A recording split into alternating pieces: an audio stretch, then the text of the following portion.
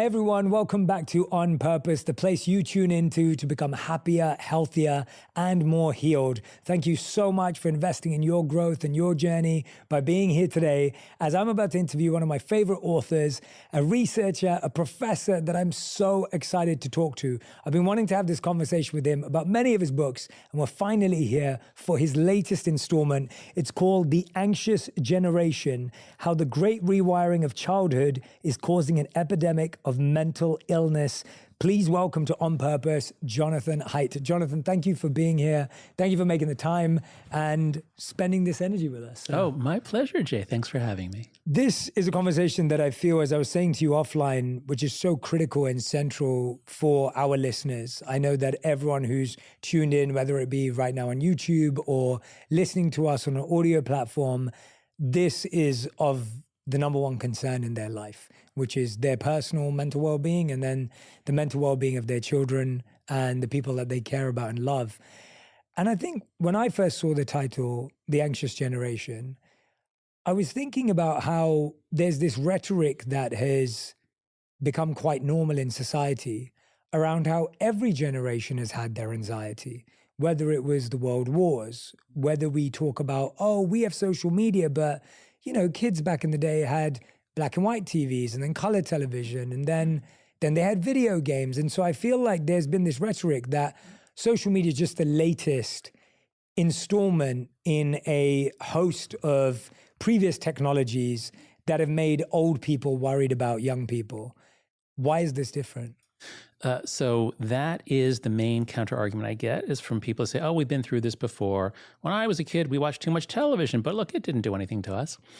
And it is true that ever since modernity began, so beginning in the 17th century, when the pace of change really begins to accelerate generation to generation, the next generation actually is a little different from the previous one. And generally, we think the next generation, they're kind of soft, you know, they don't have our virtues, they have funny habits. So that's always been going on. And that's what, I'm a late baby boomer. I was born in 1963. So that's what we thought about, you know, the millennial generation, you know, oh, they're always just, you know, focused on their coffee and their avocado toast. They're not serious.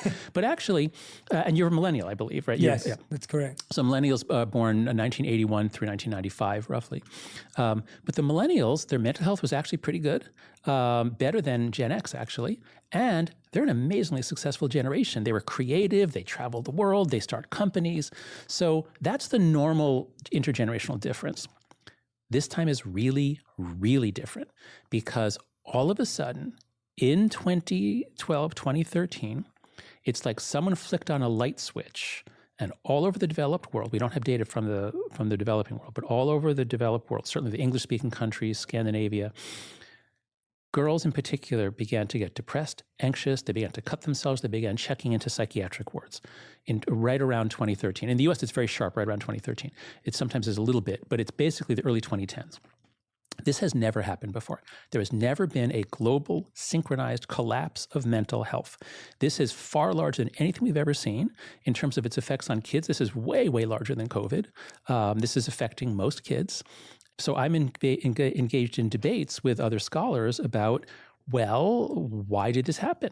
And what I marshal in the book is the evidence that it's not just a coincidence. It's not just a correlation that, oh, that's exactly when kids basically switched from flip phones to smartphones. It was between 2010 and 2015 all over the world. But I'm showing that there's a lot of experimental evidence that shows causation. And another thing that makes this different, the kids themselves say it. So when I was a kid, we watched too much TV, but you didn't see kids organizing to keep kids off TV. You didn't see kids saying, oh, please save us from TV. You know, we're stuck watching it. We don't want to be watching it. But that's what young people are saying about social media. I just saw a survey, the majority of people of all ages, including young people, say they would rather that TikTok was never invented. They're spending time on it because everyone else is, but they see that they're trapped. So this is so different from any previous moral panic. That's so fascinating to hear that it's the first time that people are actually saying, or kids are actually saying that this experience is something that we're feeling, yet we feel so trapped, addicted, and exactly. That's what my students say at NYU. That's what students say on surveys. When you ask them, why do you think mental health is so bad in your generation? The most common answer is social media. They see it happening. The parents see it happening to the kids. The teachers see it happening to the kids. So there's all kinds of eyewitness testimony. Like, people see this happening. It's not just like, I wonder if it's the phone. It's like, no, we see the evidence of it. I'm fascinated. Why are people debating you?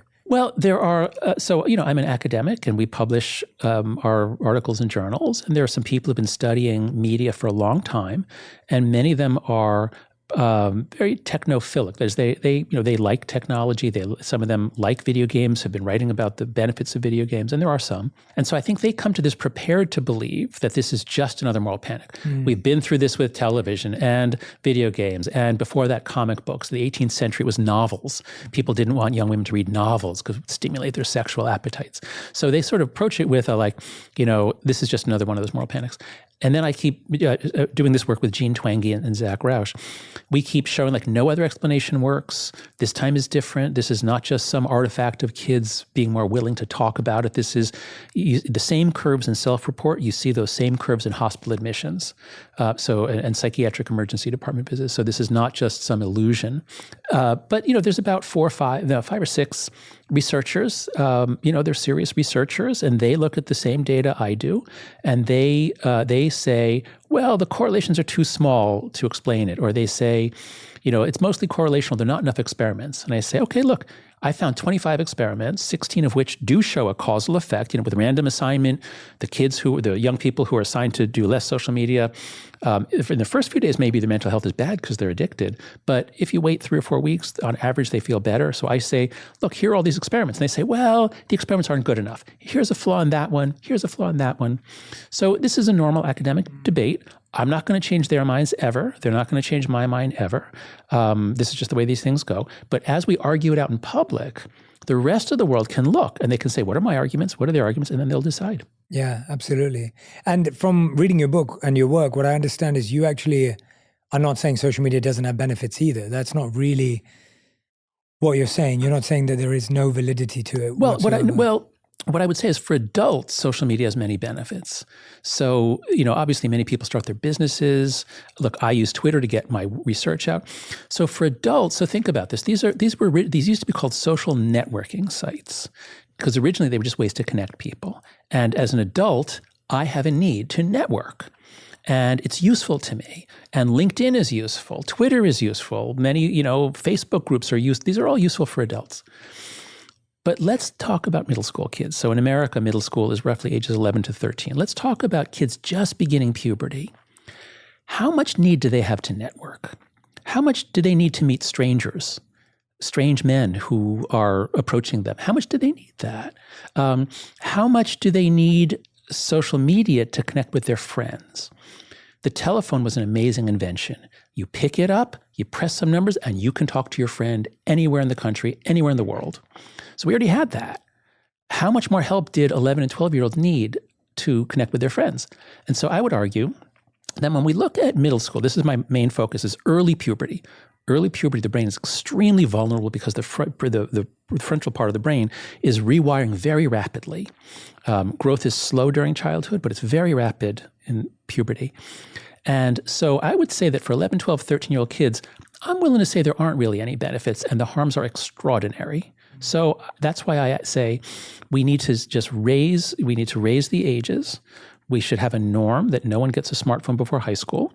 We shouldn't have kids with a massive entertainment center in their pocket by which strangers can reach them, companies can reach them. And we should raise the age of social media opening account from 13, which is at present not enforced, to 16 and enforce it. If we do those two things, we'll really get at least a handle. We'll protect kids during early puberty. Yeah, and I want to get onto all of those points. I think one thing before that, I think the word anxiety, in some cases, we've become so numb to it. Yeah. It's become so normalized. It is the norm to hear someone you know has anxiety, someone you love has anxiety, children have anxiety. And I feel that word has been so repeated over the last 5 to 10 years, maybe, that we've become numb to it. Mm-hmm. And because of that, we don't really understand, and which you do spend a lot of time in the early parts of the book, not only defining what anxiety is an experience, but the extent to which anxiety affects our normal everyday functioning. Could you give us a short summary on that, which I want people to dive into the book to read the deep research on? but could we at least explore what are the implications? What is anxiety? And what are the implications of anxiety in the long term, if not for some of these recommendations you're suggesting? So the most important emotion for animals is fear. Fear is across all the different species, vertebrates, invertebrates. There's a very, huge, long evolution. A lot is known about fear. Because if you've ever been snorkeling or out in the woods, you know that life for animals is you're looking for food, and then you're dead because someone jumped on you. So all animals, including us, have a hair trigger alarm system. That's normal, that's healthy. So that's fear. Now, sometimes that's when you're attacked, you're threatened. Now, sometimes you're in an environment where you don't see a threat per se, but you're very wary of it. And so let's say, so humans are much more afraid in the dark because in the dark, you're much more likely to be killed by nocturnal hunting animals. So we have an innate fear of the dark. It doesn't mean we're necessarily afraid, but we're a little more on edge. And so that's your brain saying, okay, we're going to shift the alarm system over. We're going to make you a little warier. If anything happens, you're going to jump. Whereas if it was broad daylight, you would just look and say, what was that? So our brains are these incredible survival machines that have very, very deep circuits for fear, which mobilizes us to fight or to flee or fight. And then for anxiety, which is more diffuse, just a general sense of threats. Now, when the fear system it is triggered and then you take action and then it shuts off, that's normal, that's healthy. But as many of your listeners will know, chronic stress causes an increase in circulating cortisol. It keeps your stress system on. Stress is not bad. Kids need stress, but short-term stress. But when you have long-term stress, now you have hormonal dysregulation. You have cortisol, which has many functions in the body. But high levels of cortisol expose you to all kinds of health problems, joint problems, immunity. I mean, I forget the whole list. Cortisol has so many effects. So what's happening is young people, there have always been anxious young people. Some people are set to anxious, some people are set to more calm. That's always been the case. But there's a shift so that more and more kids are closer to the anxiety side. Now, part of this is they're told, there's a lot of talk, actually just this week or two, there's a lot of talk about how these programs that teach kids to label their emotions, and they talk about, were you afraid? Were you anxious? They seem like they're well-intentioned. It seems, social emotional learning, there is some basis to that decades ago, but it seems that it's moving in a direction of teaching kids to dwell on their own emotions, always be looking inward. How did that make you feel? Were you anxious? Where can you go for help? There's actually not much evidence that this is helping, and there's some new studies suggesting that this stuff backfires. This is actually making kids more anxious. What I argue in the book is what kids really, really need to overcome anxiety is exposure. Go out and play. And sometimes you will be afraid. And sometimes you'll climb a tree and you'll go too high and you're afraid. I remember those feelings from my childhood. But that's how you get over childhood anxieties. Whereas sitting inside in a classroom with a teacher giving you an emotion circle and saying, which of these emotions are you feeling right now, Johnny? And sometimes they're asked, have you thought about suicide? Have you thought about harming yourself? And they ask this over and over again. So this suggests to kids that they are weak, that they have these emotions, and if they have these emotions, it's a problem. So I think the mental health community, I think we're not recognizing what's driving the epidemic, and we're not doing things that would effectively reverse it. What is the root of that? Because I feel like the research oscillates in some cases, or at least as humans, we like to oscillate. There's this idea of the past, and I assume it's the opposite of what you just said, where when you were young, you weren't allowed to feel. I think everyone's experienced that idea of, oh, don't worry, everything will be okay. Or, oh, it doesn't matter that you feel pain, like everything will be fine. Let it go, or, don't cry, or things like that. And so that was one extreme. And then the other extreme is what you're saying now, where it's like, well, let's talk about every emotion and give it equal weighting and give it equal priority. What is the middle? And yeah. So I'm saying kids need adversity. They need to sometimes be excluded. So all of that is necessary. If you ask any parent, how many times would you like your child to be excluded? You just have a newborn child. Your child's going to turn 18 in 18 years. In those 18 years, how often do you want your child to be excluded and to feel excluded? And anybody who says zero, they're speaking from their heart, but they're not speaking from their head. I would never hire someone who's never been excluded. This person is going to find it very difficult to have normal human relationships. Sometimes they won't be included, and that's not a big deal. So we need adversity. Now, I think what you're saying is it used to be we were too insensitive, and that's true. And there were a couple of categories especially. So bullying. Bullying is really, really bad. But what we have to be clear about is bullying is not aggression. Bullying is aggression or humiliation directed at a kid day after day. It has to be over time, because aggression is a normal and necessary part of childhood. You have to let kids experience aggression, express hostility. You have to allow that and let them work it out. Now and then there will be a problem. There'll be one kid who is picking on another kid, and that kid doesn't want to go to school. And if that goes on for more than a day, now it's bullying, and now we need to be responsive. When I was a kid, we weren't. In the 70s, we weren't. And in some countries, I know at the time, in Japan and Korea, they were horrible. I mean, the culture around bullying and English boarding schools, I've heard. So it's great progress that we're being more sensitive about bullying. Obviously, the shaming of LGBTQ kids, that was it was constant when I was a kid. But now it's much, much better. So in many ways, we do need to be more sensitive. But I think the gist of your question is, have we overshot? Have we? And I would say, yes, we have really overshot. If there's any, recess in America is often very heavily monitored. And as soon as there's any kind of conflict, an adult comes in. When my kids went to New York City public schools, they go there still, they're in high school. And so that kind of attention to, let's make sure no one's upset, let's make sure no one's excluded. My daughter and her friend, they formed a little club, but they were, on the playground. They were told, no, you can't do that. You can't exclude anyone. That's crazy. Kids need to play with that. So anyway, I think we've gone too far. Yeah. Talking about recess, I believe it was in your book that you said that the average recess time or outdoor time is 37 minutes. Is that accurate? The numbers vary. It depends on but in elementary school, I've heard numbers as low as 27 minutes as the average. Across the day. Yeah, across the day. And sometimes that's combined with lunch. Some kids only get 25 minutes, including lunch. And so you go, kids need to run around. They need recess. There's a lot of research on this. Play helps them learn. It helps them attend later. But in America, at least, and in East Asian countries, I would imagine, we're so focused on test scores that we think what 5 and 6 and 7-year-olds is more math, and they don't. They don't need more math. What they need is more playtime, and then they'll learn more in a shorter amount of math. In the United States, if you are in a federal maximum security penitentiary, you are guaranteed 2 hours a day of yard time. You can't keep, it's inhumane to keep them in their cells all day. They have 2 hours of yard time. But if you're an elementary school student in the United States, you have no guarantee, and it's very often as little as 27 minutes, including lunch, which means you have to stand in the lunch line. That takes 10 minutes. You get your lunch. You have, you wolf it down in 5 minutes, and you have 5 minutes left to play. This is complete insanity.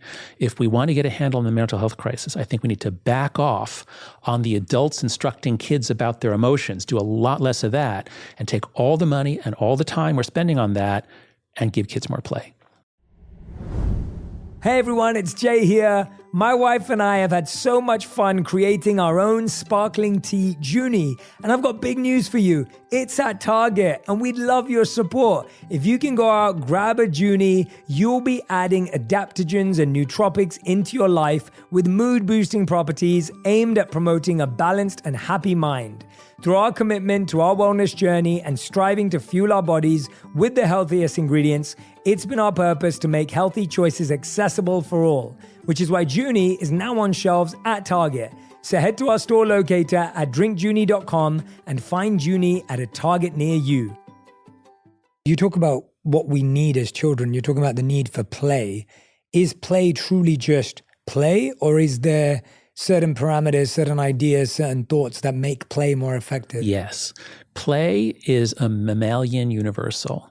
So mammals, the first mammals, whenever it was that some females began to secrete milk from glands in their skin, it's kind of an amazing evolutionary adaptation for having a longer childhood. Other animals, they lay an egg and that's it. Animals on their own. But mammals, we have this long, long childhood. And that allows us to have much larger brains and much more complex social behavior compared to, say, reptiles. And so we have this long childhood, and especially the social animals, so dogs more than cats, but dogs and humans are incredibly playful creatures. We have a puppy at home. She's now a year and a half. She still looks like a puppy. She wants to play all the time, and she has to play. That's the thing. Since all mammals play when they're young, and they take risks. So evolution isn't stupid. Evolution didn't say we're going to let these baby animals practice jumping out of trees and practice getting in fights for no good reason. No, there's a very good reason. That's what you have to do to train your brain to reach adulthood. And that's why for hundreds of thousands of years, millions of years, you could say, all human children played unless they were being seriously deprived of play and stuck in a factory. So and in America, we had play all the way up through the 1990s. That's when we begin to lose it. In the 90s, we freak out in America and Britain and Canada, and we say, it's too dangerous, you'll be abducted, you'll be sexually molested. No, you stay home or you stay under supervision. Oh, and there's this fabulous new internet, so why don't you spend more time on that? That's what happened in the 90s. And that's when childhood really departed from the human need for play and independent activity and became over-supervised, helicopter parented, restrained, restricted. And you can play on a video game in a way, but it's not embodied. Whereas we're physical creatures, we need to run, jump, touch, wrestle, hug. I remember doing all those things with my friends when I was in second or third grade. We would sometimes hug each other or pick each other up or wrestle. Children are physical like puppies. But now, kids, they're on their screen all the time. There can be a playful element, but there's no risk, there's no physicality. They don't learn the social skills that you do from face-to-face encounters. When you were saying that, I was actually thinking back to a trip I took to Rwanda 2 years ago. And I was thinking about our gorilla friends who we share, I believe, over 96% of our DNA with, and watching the young gorillas play outdoors. And even you were talking about wrestling, and we would see so them recognizable. tumble. And, that's right. Yeah, and it was such a That's right, because we're primates. Primates have arms, and primates use their arms in play, and you see it with with chimpanzees and bonobos and gorillas. Yeah. And it's so cute, right? It is, we it's love adorable. watching it because we mammals, as adults, we are primed for cuteness because that triggers in us a protective instinct over the kids. So we have this protective instinct, and unfortunately, it's kind of run rampant. It used to be the kids are out of the house, you don't see them, but now we can monitor our kids all the time, and we're swooping in too quick. Yeah, no, I mean, I think we all resonate with that, even as adults. There's this beautiful quote from George Bernard Shaw where he said that we don't stop playing because we get old. We get old because we stop playing. Beautiful. Yes, that's right. And I think that we can relate to that. I can relate to this idea that I miss play. I think the challenge is that, as you said, in the 1990s, when things started to veer off course, now children given the choice generally are going to choose indoor video games, phone time, iPad, and they're not going to choose play. So I think the challenge becomes, now that our taste buds have become technological, how do we rewire that taste bud when we've been so diverted? That's right. So it's not clear whether it's that the taste buds have become technological or that the technology has adapted so profoundly that it now knows exactly what we most want. So I was born in 1963. I remember when the game Pong came out. It was the first video game you could get on your home television. So it was very, very crude, but it was amazing. You turn a knob and you can play tennis. And I'd sit there with my friend and we'd do that for 20, 30 minutes. Then we'd go do something else. So these video games were not immersive. They were fun, and you played with a friend. But once you get graphics cards, you get color monitors, you get high-speed internet, you get multiplayer video games. These games are incredible. I mean, my son plays Fortnite. I didn't let him on in 6th grade when he was 11, but I did let him on at 13, around COVID time. These games are incredible. And as a boy, what's most exciting is war games. And so the games just get better and better. And this is actually something we need to talk about. So much of the talk is about social media and girls. With boys, it's a different problem.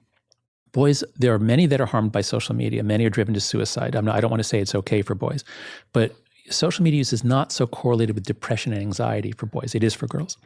For boys, what's happening is the technology is so amazing and the real world is getting more and more inhospitable to them. I mean, we've been really trying to reduce prejudice against girls and open up girls and bring them into that's all great. But girls are just so much better in school. They just do better in school. School is made for more of a female child than a male child. It's for you sit still, you learn, you please the teacher. And we've pushed out rough and tumble play. We've reduced recess. There's no more shop class. So boys aren't enjoying school as much as girls. Boys are enjoying the technology more and more. And it's not just the video games, it's also the pornography. So, war games and sex, those are deeply appealing to boys and young men. And as the technology gets better and better, now, if you're a boy with budding sexual urges and you have two choices, one is the most incredible pornography you've ever seen, and then soon there'll be goggles, soon it'll be put into sex dolls and robots. I mean, you can have this amazing sex life that you can customize. You can customize the body size, you can customize the personality, you can have virtual girlfriends and boyfriends now. So boys are finding video game play and pornography more and more satisfying, and it's just difficult to arrange a soccer game with your friends. That's just difficult. Let's just meet online. And it's difficult to flirt with a girl and develop a relationship and fall in love and have sex. That's really hard. So I think we're losing boys. And it's not just because their taste buds are rewired. It's because the technology is amazingly good at learning what do we most want. Let's deliver that. But it's not what we most need. It's what we most want. And what's the cost of that? What's happening to boys' brains and minds? So the big picture is that boys are failing to have the kinds of experiences that will toughen them, teach them skills, teach them virtues, and turn them into men.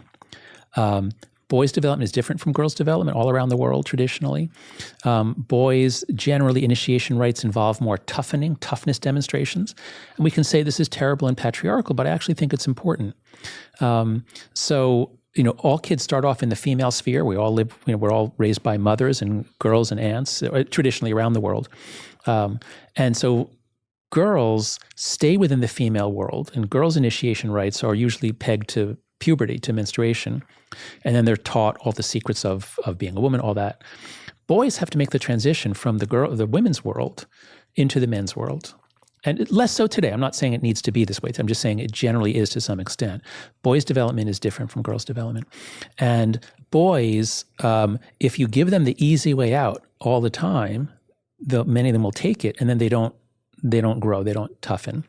And so I think what we're seeing now is a generation, Gen Z, born after 1996 and later, in which the girls are extraordinarily anxious and depressed, much more so than the boys. But the boys are extraordinarily undeveloped.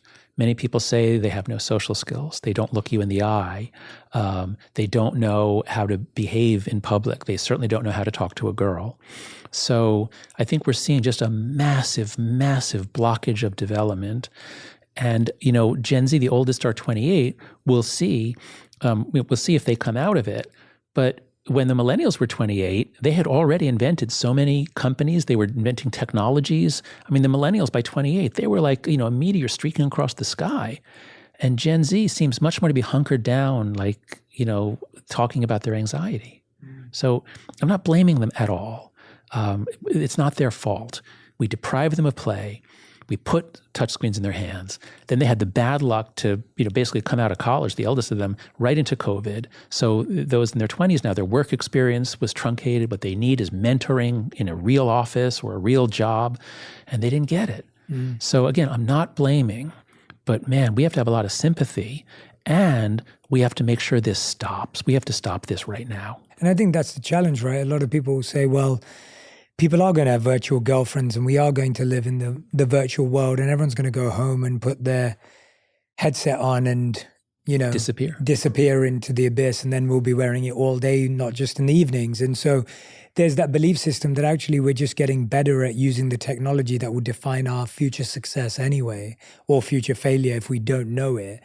But you're saying that there's just, what are the harsher implications of what does this look like in 20 years' time? Okay, so I'm very influenced by one of the puzzles that I first tried to deal with is why, what made Gen Z? Why? Because when I started this work, when I started writing The Coddling the American Mind with Greg Lukianoff, we first wrote our article in 2015 in The Atlantic, and we thought college students were millennials. The millennial generation started in 1981, and it was expected to be, if you're born all the way up through 2000, you're a millennial. That's what we thought. But then Jean Twenge came out with her book iGen and her research showing that kids born around 1996 and later are very different, much higher rates of mental illness. And so when you look at the millennial generation, their mental health is actually pretty good. The youngest millennials are a little bit more like Gen Z, but for the most part, the millennials' mental health is fine. They made it through puberty before they got their first smartphone and social media account. So if you didn't get millennials, like a lot of them got, Facebook when they were in college. In fact, originally Facebook was only for college students. You had to be in college to get Facebook. So what we see in the data is that if you didn't get a smartphone and social media until you were 18 or older, your mental health is fine. Now, let's say you're a 35-year-old right now, you might feel overwhelmed. You might feel that this thing is stressing you out, but you had normal brain development. You used technology when you were a kid. You had a flip phone.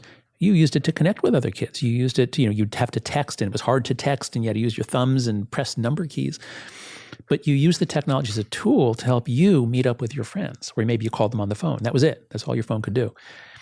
But if you got a smartphone and social media at the start of puberty, which is what almost all kids do now, that means you're going through puberty on social media and with a massive with a supercomputer and a entertainment system in your pocket with you all the time. So my point is this. If we can protect childhood and let kids get through puberty, and then we give them the goggles and the virtual girlfriends and everything else, their lives are still going to be kind of messed up by this stuff, but at least their brains matured, and they're probably not going to be depressed and anxious for life.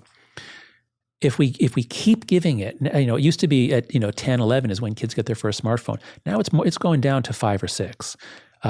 If we keep giving little children a touchscreen device, including an iPad, and using it as a babysitter, and saying, oh yeah, you just here's your device. I'm busy. I'm doing email. I'm cooking. Here's your device.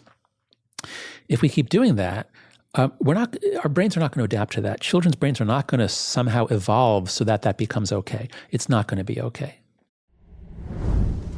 I'll be honest, managing money has always been something I've had to stay mindful about. It feels like everywhere you turn, someone's trying to make you spend. That's where Acorns comes in. Acorns is a financial wellness app that makes it easy to start saving and investing for your future.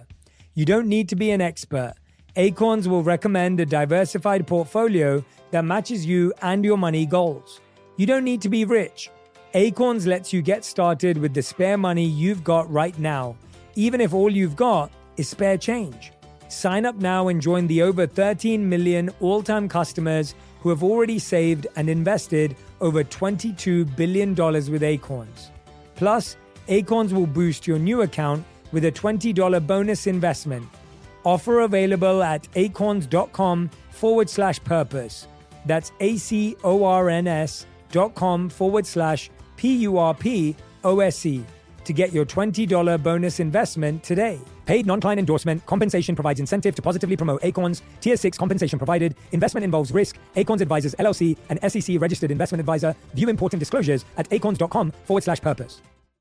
If you love iPhone, you'll love Apple Card. It comes with the privacy and security you expect from Apple. Plus, you earn up to 3% daily cash back on every purchase, which can automatically earn interest when you open a high-yield savings account through Apple Card. Apply for Apple Card in the Wallet app. Subject to credit approval, savings is available to Apple Card owners subject to eligibility. Apple Card and Savings by Goldman Sachs Bank USA, Salt Lake City branch. Member FDIC. Terms and more at applecard.com. I'm Cheryl Swoops, WNBA champ, 3-time Olympian, and Basketball Hall of Famer. I'm a mom, and I'm a woman. I'm Tarika Foster Brasby, journalist, sports reporter, basketball analyst, a wife, and I'm also a woman.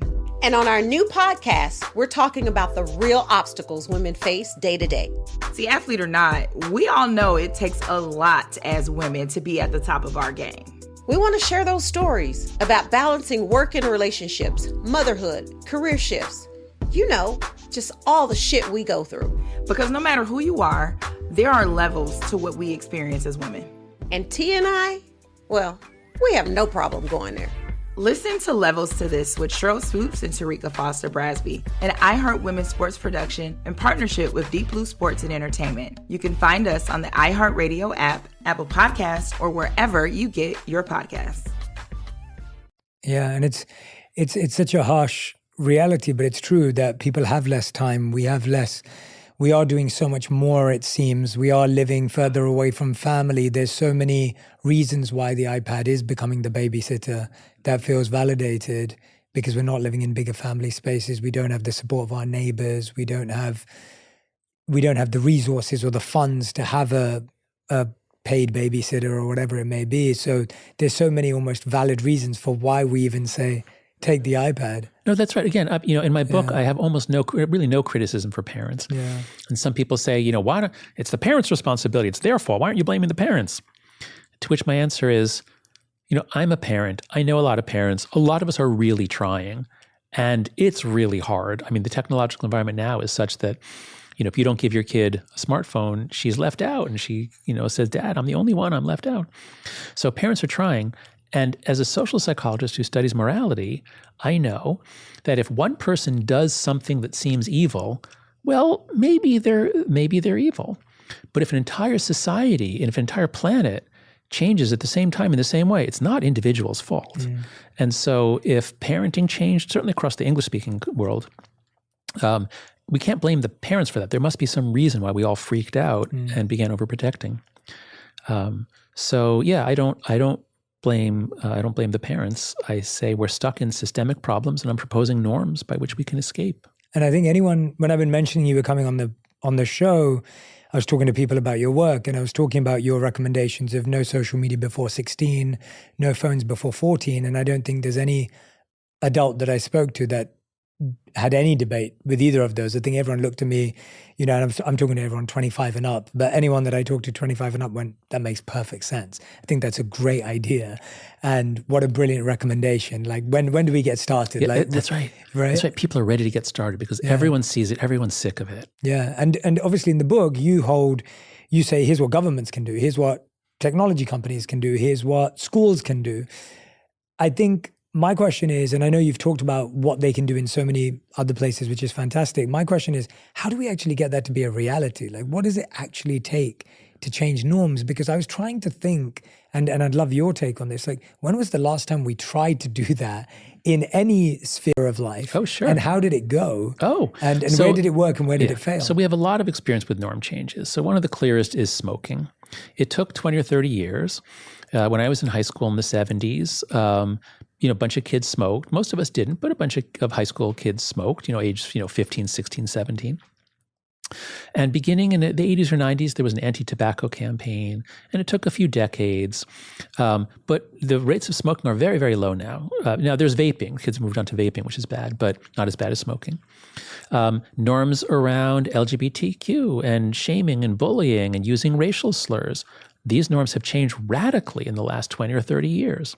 So norm change normally happens over the space of a few decades, and we have many, many examples. We've been studied. So some things get more moralized, like smoking is now seen as evil, whereas homosexuality, which used to be seen as evil, is now seen as perfectly okay. So norms change over the course of decades.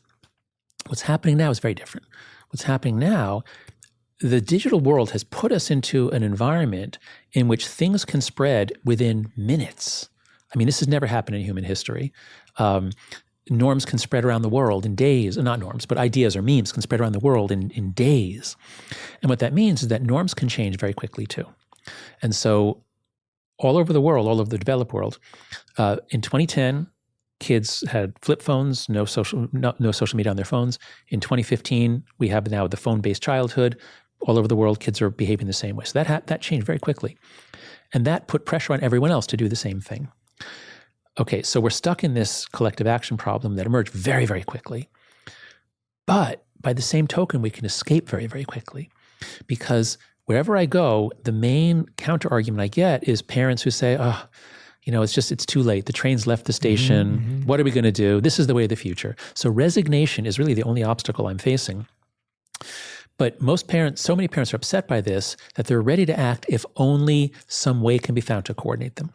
So in the UK, I just got back from London a few days ago. In the UK, the parents' revolution started in February. A couple of mothers, Daisy Greenwell and Claire Reynolds, they just put up on an Instagram post, they put up that they'd started a WhatsApp group for parents who wanted a smartphone-free childhood. They were going to delay giving their kids smartphones. And like overnight, tens of thousands of British parents signed up. There's a limit on WhatsApp groups. They had to form hundreds of WhatsApp groups. It spread like wildfire. And what I'm finding, I've been involved in a lot of efforts to change ideas and norms. It's very hard, takes decades. On this one, I don't have to convince anyone. on this one, it's like everyone's ready to act. They just need to know what to do. And so, I'm proposing these 4 simple norms. As you said, the 2 that I would add, that we haven't mentioned, are phone-free schools. We must keep the phones out of school. Just lock them up as soon as you come in. That should be doable. That is doable. Yeah, this can be done by September. Easy, yeah. And the 4th is give far more free play and independence in the real world. That's the hardest one, actually, but that's incredibly important. So let me actually just take advantage. I'm actually very excited that you have this gigantic global audience. Well, I was about to ask. My next question would be, how can we help? Great. What can we do? Because I want to be a part of the mission. Great. So here's what I can say. First, let me just give a little background, which is this just happening in the United States? No. So all over the world, please go to afterbabel.com, after Babel. That's my Substack. It's free. Nothing's behind a paywall. That's where we're putting our research out. And you'll find articles there. We have one post on how the mental health epidemic is hitting all the Anglosphere countries. And so Zach Roush, this was his first international post. We've gathered all the mental health data we can from around the world. Most countries don't have any, but the developed countries often do. So we can show that the same thing is happening at the same time in all the Anglo countries. And then he moved on to Scandinavia. Same thing's happening at the same time in the Scandinavian countries. Now that's very interesting because I just had an interview with a Finnish journalist this morning, and she said, in Finland, we let our kids out. Like our kids at 7, 8, they're out playing. But even still, she says, they go outside to play and they sit down and they're on their phone because they all have phones from the age of 6 or 7. So this is happening all over the developed world. In Europe, Zach has a post on the rest of Europe. It's especially Northern Europe. It's a little less so in Eastern Europe and Southern Europe. So first, there is variation around the world in mental health. That is definitely important. But what I'm finding is parents everywhere are seeing their kids not playing. They're seeing them sit on their phones. At recess, in countries where the kids can have a phone in their pocket, at recess, the kids are often sitting down on their phones. They're not running around and yelling and laughing. So wherever you are in the world, figure out whether you have this problem. You probably do. That your kids, even if they're not depressed, they're missing most of childhood. They're missing adventure. They probably have fewer hobbies. They probably don't read books. They probably don't spend much time with other people. So this is going to influence them in a bad way around the world. And then start talking to other parents. The simplest thing, most of us are on a text thread with the parents of our kids' friends because you had to arrange for this birthday party. Okay, I'll pick them up. And, so we're all in contact with the parents of our kids' friends. Just start with that. Say, do you see this problem? Are you concerned? And especially if you have younger kids, you can delay when you give your kid a smartphone if your kids' friends are in the same boat. Then it's not hard. That's the point of this getting out of the collective action problem. I would also urge anyone around the world, bring up the subject of phone-free schools. If your child, so a number of countries, France, Australia, a few countries have, and Britain, have guidance that schools must go phone-free. They must either lock them up or lock up the phones in a special locker or in a Yonder pouch, a lockable pouch. But if your country doesn't do that, start advocating for it. If you go to anxiousgeneration.com, that's the website for the book, we have a whole research page. Look at that. Send that to people. I have all kinds of talks I've given on YouTube. You can find my YouTube channel. Lectures about why we need to go phone-free. So that's right. That's the thing we can do this year. We can do it in 2024, is make all our schools phone-free. And that will allow our children to learn more because when they're sitting in class, they don't have the world's greatest entertainment center in their hand. Yeah, it's ridiculous. And they're not texting and they're not bullying each other and they're not doing TikTok challenge. They're actually listening to the teacher or passing notes with other kids, which is fine. They're interacting with other kids. That's actually okay with me. Why haven't schools done it already? I feel like it's a no-brainer. Because a few parents complain. In the United States, the only reason they don't do it is that American parents are so overprotective, many, not all, so overprotective, and they've gotten so used to being able to text their kids throughout the day. So it could be, hey, Johnny, how did your math test go? And they might even text that during the math test, and the kid checks his phone during the math test. Or, oh, I'm going to be late for pickup. Like, okay, did the kid need to know that during English class? Like, why not just, when he gets his phone back, he can see, okay, you'll be late for pickup. And in America, we have the problem that because we do have school shootings, now they're extremely rare, but they're happening more. So some parents think, oh, if there's a school shooting, I want to be able to talk to my child. And this is a huge mistake, because if there actually was a shooter on a school campus, what you want is the kids to follow directions and do what they were trained to do. Mm-hmm. You don't want every kid pulling out their phone and crying to mom and dad. So I've spoken to many principals or heads of school, and I ask them, why don't you ban the phones? And they always say the same thing. There'd be a riot among the parents. Well, only among some parents. And so if you're listening to this podcast and you have kids in school, talk to the head of school and say, no, I want my kid to be in a phone-free school. I want my kid to listen to the teacher and to interact with other kids. So that's something we can all do right away. And do you have resources on how to have that conversation effectively? Yes. Okay, brilliant. I do. So at anxiousgeneration.com, we do have some. You go to resources, you take action, and then there's a tab for parents. There are also 2 organizations in the United States. There's smartphonefreeschools.org and smartphonefreeschools.movement.org. So we have 2 different organizations that they show you, here's a sample letter that you can send. Oh, amazing. Here's what you can do. In the UK, there's smartphonefreechildhood.co.uk. So within a number of countries, there are already movements. But you know what? You can just use the resources from the American or the British one. And you know what? This global audience, start your own. Come to anxiousgeneration.com. We have a list of aligned organizations, mostly in the US and the UK, but there are a couple in Canada. There's, I think, one in Germany. There's one somewhere in Latin America. So people are starting these. Parents are rising up all around the world. Let's join them. Let's talk about, before we dive into spirituality, because I was curious to see you had a chapter dedicated to that inside the book. Talk to me about the difference in girls and their use of social media versus boys, because like you said, and I'm glad we talked about young boys because often they can get forgotten in the conversation. Yeah.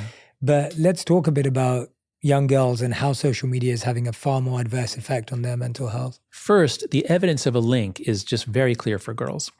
With girls, their mental health was very stable until 2012, and then in 2013, it starts rising. It really is a light switch. For boys, it's not so sharp. It's more gradual. Secondly, the correlations for girls are much higher. The correlations between time spent on social media and mental health problems. So for girls, the evidence is much clearer. Now, why? Why the connection? In the book, I go into the psychology of motivation. And there are 2 categories of motivation that are very important to understand: agency and communion. So agency is the desire to be an agent, to make things happen. When I was a kid, it was so exciting to take a BB gun and shoot at tin cans because I pull a trigger and the thing falls over. It's an incredible thrill. So that's agency, making things happen. Communion is connection, being with friends, bonding, sharing stories, sharing emotions. I really enjoyed that too. Everyone has both motives. On average, boys and men have a little bit more on the agency side. It matters more to them. When you let them choose what to do, they're going to go out, they're going to build a tower and then knock it over. My friends and I, we used to build model airplanes like World War II fighter jets. And then we'd put like rubbing alcohol in them and then we'd light them on fire. Like that was really fun to do. So that's agency, making things happen. Communion is connection. Girls, if you let kids play, the girls are much more likely to sit and talk. They want to connect. And what are they talking about? Other girls. They're talking about relationships. They're developing their mental map of space. So girls are a little more sophisticated about social relationships. They think more about them. They share emotions more. And that's a strength. That's something, that's why women excel in certain professions and men excel in other professions. But the differences aren't so much how good they are, they're what they enjoy doing. And so when the companies come along and they say, hey, do you want to see what everyone's doing? Do you want to see what everyone's saying? Do you want to see what they're saying about you? This is like catnip for girls. This is they really target this at girls' insecurities. And they get girls to come on, and then there's drama, which brings more girls on. Now, boys are affected by this too, but it's just not as alluring. And if you when everyone gets multiple screens, by 2010, 2011, the iPad comes out, multiplayer video games, everyone is tempted by screens. The boys go rushing into multiplayer video games and porn. They do a lot more of that. The girls go rushing for Instagram, Pinterest, Tumblr, especially the visual platforms. Okay, so now why is this so bad for girls? And I go through, I think, 5 reasons in the book. So one is just the social comparison. Girls are always judged more on their looks. I just came across a quote from Epictetus. I read Stoic writings in the mornings. Epictetus commented in ancient Rome about how when they turn 14, girls are judged as sexual partners, and they're made to focus too much on their looks. And this is a sad thing that these girls are just becoming focused on their looks. What's happening now? Because girls, it's constant social comparison with other girls who get praised for being not just beautiful, but sexy. So whether they know it or not, they're copying porn star type poses, porn star type looks. They're being hypersexualized, massive social comparison. And on average, they don't measure up. Because if everyone on Instagram appears much more beautiful than in real life, well, then everyone else is below average. So the social comparison hurts girls more than boys. The nature of aggression is such that boys' aggression is more physical, and it's ultimately about who can dominate who can beat up who if it came to that. Girls' are just as aggressive, but it's different. Girls' aggression historically and across cultures and even across species is more relational. Girls will damage another girl's reputation or relationships. And boy, does social media allow them to do that anonymously and on the weekends too. It used to be that girls were safe from bullying on the weekends, but because they're out of school, but now they're not. So, and then there's the sexual predation.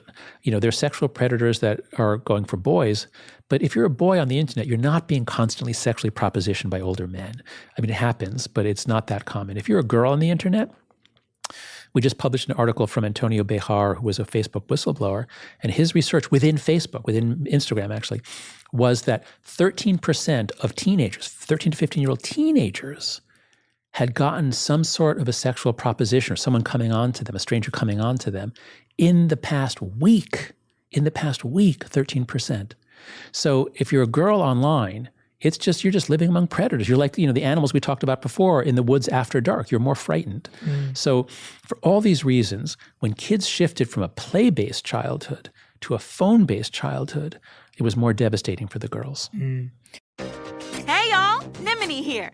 I'm the host of a brand new history podcast for kids and families called Historical Records. Executive produced by Questlove, The Story Pirates, and John Glickman, Historical Records brings history to life through hip-hop. Smash, slam, another one gone. Bash, bam, another one gone. The crack of the bat and another one gone. The tip of the cap, cause another one gone. Each episode is about a different inspiring figure from history. Like this one about Claudette Colvin, a 15-year-old girl in Alabama who refused to give up her seat on the city bus 9 whole months before Rosa Parks did the same thing. Check it. And it began with me. Did you know, I wouldn't give up my seat. 9 months before Rosa, it was Claudette Colvin. Get the kids in your life excited about history by tuning in to Historical Records. Because in order to make history, you have to make some noise. Listen to Historical Records on the iHeartRadio app, Apple Podcasts, or wherever you get your podcasts. In a galaxy far, far away. No, babe, that's taken. We're in our own world, remember? Right. In our own world, we're 2 space cadets. And totally normal humans. Sure, totally normal humans. Embark on a journey across the stars, discovering the wonders of the universe, 1 episode at a time. We'll talk about life, love, laughter, and why you should never argue with your co-pilot. Especially when she's always right. Right. And if we hit turbulence, just blame it on Mercury retrograde. Or Emily's questionable space piloting skills. Hey, join us on In Our Own World for cosmic conversations, stellar laughs, and super corny dad jokes. Listen to In Our Own World as a part of the My Cultura podcast network, available on the iHeartRadio app, Apple Podcasts, or wherever you get your podcasts. And don't worry, we promise to avoid any black holes. Most of the time. Hey friends, I'm Jessica Capshaw. And this is Camilla Luddington. And we have a new podcast, Call It What It Is. You may know us from Graceland Memorial, but did you know that we are actually besties in real life? And as all besties do, we navigate the highs and lows of life together. And what does that look like? 1,000 pep talks, a million I've got yous, some very urgent I'm coming overs. Because, I don't know, let's face it, life can get even crazier than a season finale of Grey's Anatomy. And now here we are, opening up the friendship circle. To you. Someone's cheating? We've got you on that. In-laws are in line? Let's get into it. Toxic friendship? Air it out. We're on your side to help you with your concerns. Talk about ours, and every once in a while, bring on an awesome guest to get their take on the things that you bring us. While we may be unlicensed to advise, we're going to do it anyway. Listen to Call It What It Is on the iHeartRadio app, Apple Podcasts, or wherever you get your podcasts.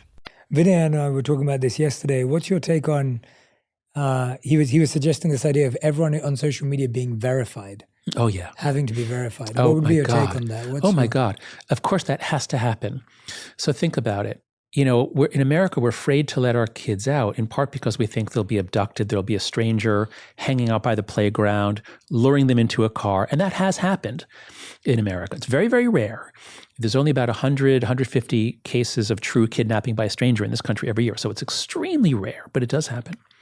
We're very afraid of strangers approaching our children. But guess what? The strangers are not at the playground anymore. They've moved to Instagram. Okay, so the idea that we're going to put our kids on platforms where strange men can reach them, flirt with them, say that they're a 12-year-old boy or 15-year-old boy, exchange fake photos, including a photo of your daughter in a bathing suit or less. This is complete insanity. I don't think we should be having children interacting with complete strangers. The sextortion rings now, it used to be just 10 or 20,000 a year reported in the United States. It's way more now. There's a Nigerian gang, the Yahoo Boys, I think it's called. They've industrialized it. So we don't know, but hundreds of thousands, millions of boys are getting sextorted now, and dozens are known to have committed suicide. It's probably hundreds who have committed suicide, but most we don't know about, because they're flirting with what they think is a girl, and then this criminal gang tricks them into sending a nude photo, and at that point, then they say, "I have what I need to ruin your life. Send me $500 right now, or I will send this to all of your contacts." This is complete insanity that we let our boys and our girls interact with criminals day and night. So what I would like to see is, first, we just have to raise the age. So, below 16, they just shouldn't be on it at all. They need to be in contact with each other. Over 16, okay, this is the nature of the world. People are going to be interacting with strangers. There are some benefits to that. There's networking issues. But if you were on a platform like LinkedIn, people use their real names. You don't hear problems about LinkedIn. The problems are especially on Instagram, Snapchat, any platform that has anonymous strangers interacting. So if we had both age verification, which is essential, we have to get age verification eventually, and then also identity verification. Now here, I'm not saying that the government needs to mandate identity verification on all platforms. The world would be a much better place if we did that. There would be many fewer threats to democracy if we did that. Russian agents and Chinese agents couldn't just drop crazy rumors and make us hate each other in America the way they do. So I would prefer that we live in a world where every platform has mandatory identity verification. You could still post with a fake name, but in order to open an account, you have to show I'm a real person in this country and I'm old enough. But I would be content, even if it's not mandated, I would be content if platforms just made this the default. What if Meta, or let's say not Meta, they're not going to do it, but what if there was an alternative to Instagram in which people had to be verified, and then they had all kinds of other safety features? If they have an immune system built in, now how would I feel about letting my 16-year-old daughter on that? Much better than on a platform where she's interacting with criminals from around the world. Have you spoken to Meta? Yes, I've spoken to... Why would they not do it? Well, they say they're working on it. They say they're working on age verification, but I've seen nothing from them. I shouldn't say they haven't done nothing. They've done a few things. One thing is I think they set the privacy defaults to high for under 16, I think it is, whereas it used to be you're a 9-year-old, you lie, you say you're 13, and what you say is public. That's completely insane. So they have taken a few steps, but not much. And again, Antonia Bejar's testimony to the Senate last year was, I showed them what's happening, the sexual solicitation of teens. I told them a simple way to have this reported. They didn't do anything. So I think Meta in particular has shown itself resistant to changes suggested by people within. That's why we have a couple of Facebook whistleblowers. So I'm hoping that market competition will help. I'm hoping that Congress will repeal the mistakes it made. In the United States, we created this problem for the world. Our companies created this stuff. Our Congress said that we're not allowed to sue them for what they do to our kids. They can show our kids whatever they want, and we can't sue them. It's a special law that says we can't sue them. But in other countries, they can. And so I'm really hopeful that all around the world, people initiate lawsuits when their kids have committed suicide because of things that happen on social media. I hope that people will initiate proceedings if they can, if it's clear that it was caused by online activity. And then the U.S. Congress created this very ridiculous law that the age at which you can sign a contract with a company and give away your data without your parents' knowledge, without your parents' consent, is 13. Which is insanely low. Mm-hmm. It should that I think needs to be 16 or 18, but it was set to 13 in 1998 with no enforcement. In fact, the way the law is written, as long as Facebook or Instagram or Snapchat, as long as they don't know you're underage, they're fine. But if they ask and then they find out that you're under 13, well, then now they're responsible. Right. So it's very important for them that they not know how old their users are. And we have to change that. We have to get to the point where they have to know. Of course, they do know how old their users are. They know everything about their users, but they don't kick them off. So we have to get to the point where the companies are held responsible for underage use. In the physical world, it's so absurd. People tell me, well, it's the parents' job to keep them off. Okay, imagine a world in which we generally think kids should not be exposed to hardcore sex, to drugs, to violence, and to addiction. So we have age limits on bars, strip clubs, brothels. There are, the brothels in Nevada and in Europe, and casinos. We have age limits on those. What if someone said, it's the parents' job to keep the kids out of that. If they don't want their 13-year-olds in a brothel, they should stop them from going to brothels. No, that's not the way it works. This is a business. This business is hurting kids. This business is responsible for checking IDs, for keeping out children. Yet in the online world, we say, well, what are you going to do? 9-year-olds are going to be watching beheading videos. They're going to be watching anal sex. They're going to be watching the cat in a blender video. Have you heard of this one? Cat in a blender? I didn't know that one. It's exactly what it sounds like. And this is something that kids are exposed to. It's an actual cat put in a blender and killed. Yeah. Wow. I have not watched the video because I don't ever want to see it because I'll never unsee it. But I did enough research to know this is not just an internet rumor. This actually happened, and it was in China. So this is the world that our kids are now inhabiting. And I'm saying, no, wait at least till you're 16. Get partway through puberty before you're immersed in this garbage. And that is a great transition to our spirituality discussion. Well, it's an ironic situation where we were glorifying the millennials to have been much more productive and effective, but a lot of the millennials who created amazing companies are the companies that are now creating this challenge. That's right. That is an irony. Yeah, but I read something around over 10 years ago, and it talked about how humans defined what was most important to a community, a city, or a town based on the tallest building that was built. And so previously it was the church or the place of worship. Few years later, that transformed, or a few decades later, that transformed to the government building. Yeah. And then decades later, that transformed to the corporate offices and now the tech companies or the financial institutions. And so we saw how society has shifted its North Star. I was curious to see why you brought a chapter on spiritual elevation and degradation into this conversation, and how is it connected? Yeah. So my first book was called The Happiness Hypothesis, Finding Modern Truth in Ancient Wisdom. What I did in that book, it grew out of my teaching Psych 101, Introductory Psychology at the University of Virginia. I noticed when I was trying to explain psychology to 300 students, I would quote Shakespeare, there's nothing good or bad, but thinking makes it so. Well, that insight is actually also Marcus Aurelius and Buddha. Buddha says, we are what we think, with our minds we make the world. And so I realized, wow, across the millennia, across the continents, people have come to these deep insights about psychology, about happiness, about love, about consciousness. So I read a lot of ancient wisdom all over the world, and I took out every psychological claim, and I organized them, and I made it into 10 chapters. And, so some of them are, be slower to judge, quicker to forgive. Jesus says, judge not lest ye be judged. And I have a whole chapter on how our moral psychology is such that we jump to judgments. We care about our tribe. We don't care about the truth. So that was my background. I wrote that book on ancient wisdom. And then I wrote The Coddling the American Mind with Greg Lukianoff, and we talked about these 3 great untruths, the ways that students are being taught that they're fragile. Ancient wisdom is, what doesn't kill you makes you stronger. There's quotes from all over the world about that.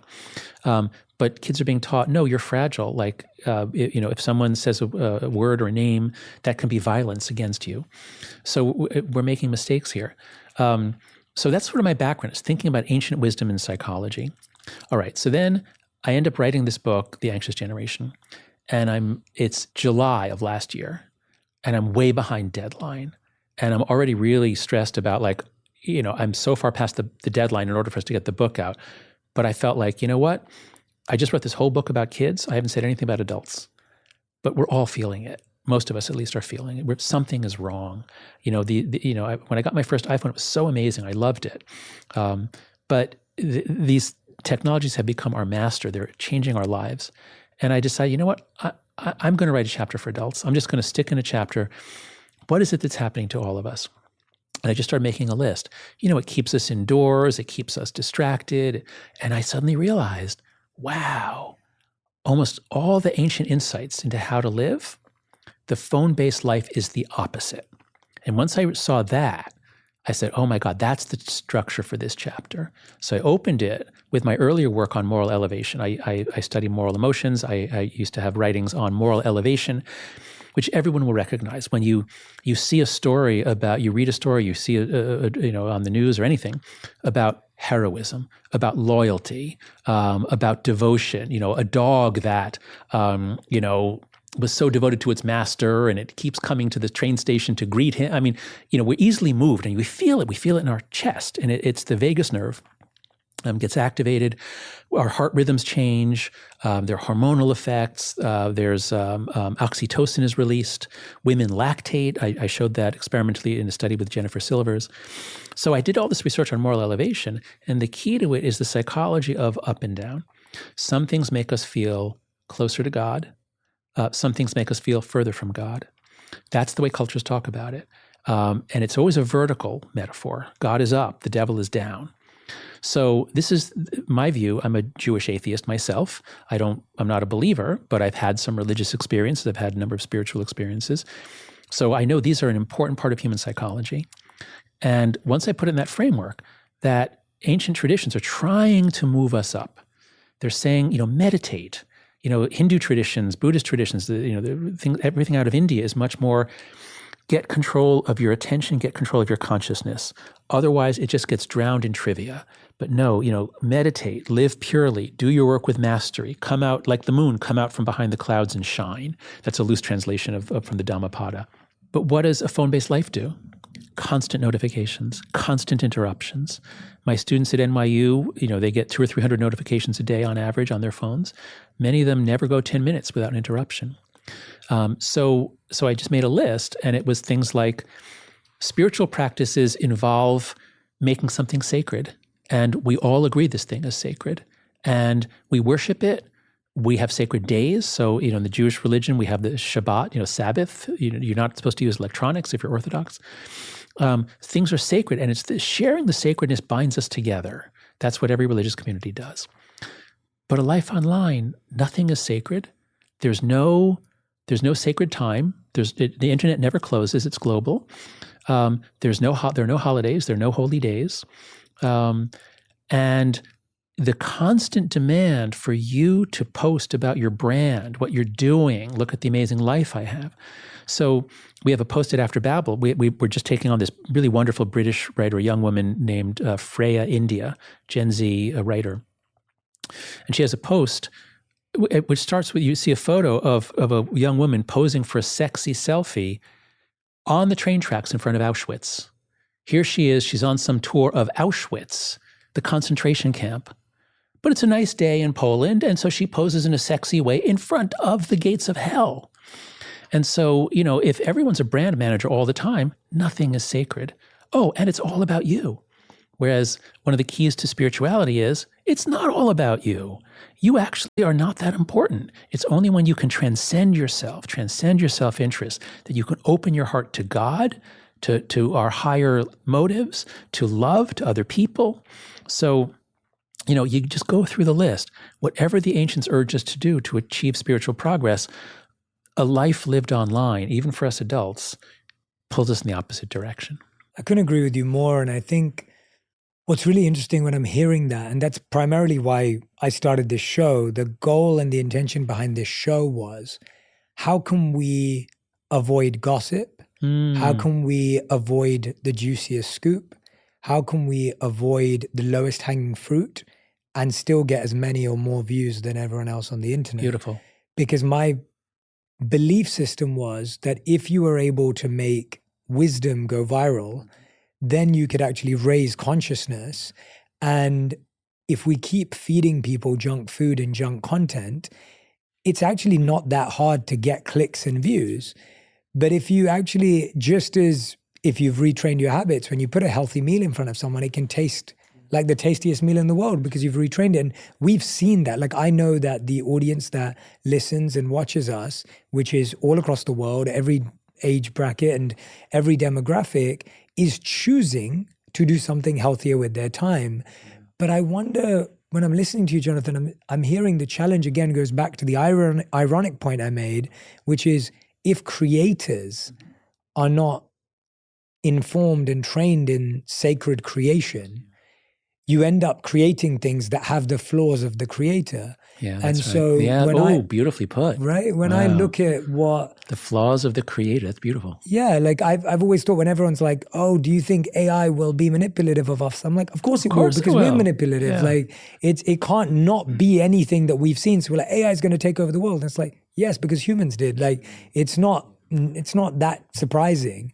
And so when I think of the challenges that I see in even TV content and streaming content and how dark it's got, and whenever anyone says to me in my coaching practice that I have anxiety, the first thing I ask them is, what did you watch last night?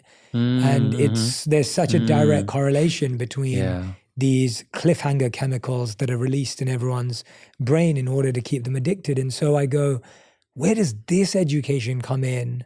Because we can take away, and I agree with you, by the way, I'm fully with you. We take away what is currently causing an amplification of insecurity, envy, ego, and the acceleration of it.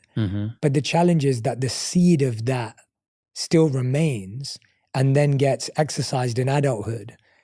What do we do? Hey friends, I'm Jessica Capshaw. And this is Camilla Luddington. And we have a new podcast, Call It What It Is.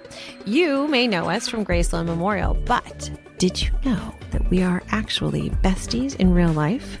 And as all besties do, we navigate the highs and lows of life together. And what does that look like? 1,000 pep talks, 1 million I've got yous, some very urgent I'm coming overs. Because, I don't know, let's face it, life can get even crazier than a season finale of Grey's Anatomy. And now here we are, opening up the friendship circle to you. Someone's cheating? We've got you on that. In-laws are in line? Let's get into it. Toxic friendship? Air it out. We're on your side to help you with your concerns. Talk about ours, and every once in a while, bring on an awesome guest to get their take on the things that you bring us. While we may be unlicensed to advise, we're going to do it anyway. Listen to Call It What It Is on the iHeartRadio app, Apple Podcasts, or wherever you get your podcasts. In a galaxy far, far away. No, babe, that's taken. We're in our own world, remember? Right.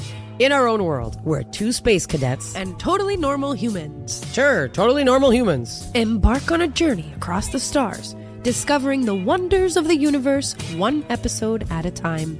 We'll talk about life, love, laughter, and why you should never argue with your co-pilot. Especially when she's always right. Right. And if we hit turbulence, just blame it on Mercury retrograde. Or Emily's questionable space piloting skills. Hey, join us on In Our Own World for cosmic conversations, stellar laughs, and super corny dad jokes. Listen to In Our Own World as a part of the My Cultura Podcast Network, available on the iHeartRadio app, Apple Podcasts, or wherever you get your podcasts. And don't worry, we promise to avoid any black holes. Most of the time. Hey, I'm Gianna Prudenti. And I'm Janae Jackson Gadsden. We're the hosts of Let's Talk Offline, a new podcast from LinkedIn News and iHeart Podcasts. When you're just starting out in your career, you have a lot of questions, like how do I speak up when I'm feeling overwhelmed? Or, can I negotiate a higher salary if this is my first real job? Girl, yes. Each week, we answer your unfiltered work questions. Think of us as your work besties you can turn to for advice. And if we don't know the answer, we bring in experts who do, like resume specialist Morgan Sanner. The only difference between the person who doesn't get the job and the person who gets the job is usually who applies. Yeah, I think a lot about that quote. What is it? Like, you miss 100% of the shots you never take? Yeah, rejection is scary, but it's better than you rejecting yourself. Together, we'll share what it really takes to thrive in the early years of your career, without sacrificing your sanity or sleep. Listen to Let's Talk Offline on the iHeartRadio app, Apple Podcasts, or wherever you get your podcasts. Well, so the first thing is we need to understand what's happening to us. And this is all so new. And my argument is that the world changed, life changed between 2010 and 2015. And my book is about how it changed for kids, but it changed for all of us. And we're confused. We don't understand it. These things are powerful tools. You know, we adults, we benefit from them in many ways. But we don't understand what's happening to us. And so my hope is that, you know, with my book, with your show, with a lot of people who are writing about this, I think people are coming to realize, you know, we were confused in the 2010s. It was so new. And I think we were beginning to get there to see this as a problem. And then COVID hit. And we all got super confused by COVID. And we needed our online devices all the time in COVID. But I think the reason why things are changing so fast now is because now that we're coming out of COVID, now everyone sees the wreckage. They see it in the new patterns in their children. They see it in the new patterns in themselves. They're sick of being on Zoom calls all the time. They crave human contact. So let's just see how far we can get just by raising awareness of this, as you're doing on your show, as many people are doing. So two things I would urge people to think about are, you need to control your own attention. Your attention is among the most precious resources you have. So once you see your attention as a precious resource, you can stop letting companies just steal it from you. This is perhaps the most effective thing I do with my students at New York University. And they're mostly 19 years old, plus or minus. And I show them how important attention is. They're business students. They want to have an effect on the world. They want to create something. And I show them, if you've given away all your attention to notifications, to TikTok, you have no attention left. So you're not going to be able to do anything in this life. Do you want that? No, they don't. Well, okay, how about if we turn off almost all your notifications? How about if we take social media off of your phone? So I'm hoping that some of them will quit entirely, but let's just start by just don't have it on your phone. You can use your laptop at home, whatever. If you need to check, you need to keep up with things. Just by making a few changes, they regain their attention. Now suddenly they have the mental capacity to think, to think big, to do things. So we need a global awareness, a global recognition that our attention is being drained away, as if there was like a giant mosquito, you know, like a giant drill stuck into our brains, sucking out our attention. We got to say stop. We got to pull the needle out. That's the first thing. Another is to recognize that we need to be rooted in real communities with real relationships and face-to-face and touch.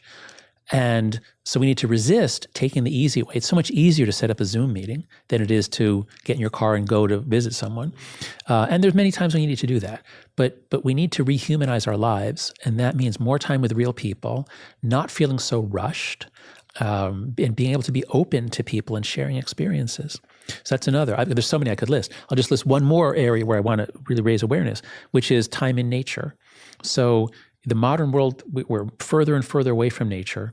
And as we get busier and busier, we have no time. And so after 2012, when everyone's on social media all the time, everyone's on their phones, people are spending less time. People in America, church attendance has plummeted since 2011 or so, 2012, because no one has time. Everyone's so busy with their notifications and their posts. So exposing ourselves to beauty, to nature, going out for all walks, go out for a walk. I have my students go out for a walk in a park, with no phone and no headphones. They can't listen to music. They have to go just walk slowly. And the effects are amazing because many of them, they've never noticed. They've never noticed how beautiful the world is. Yeah. So we can take steps to rehumanize our lives. And how do we re-spiritualize them? Like, how do we, going back to that chapter of, I feel like it's also a spiritualizing of intention, right? If someone's creating something, and I'm assuming when you do your research and the books you've written and even the one happiness hypothesis that you started with and the journey that you've gone on, it seems like your intention has been to uplift people through your work. Certainly my early work, I used to study positive psychology, and the goal there was very explicit. The whole movement started by Martin Seligman in the 1990s. The whole movement was psychology is pretty good at taking people from -6 up to 0. We have some ways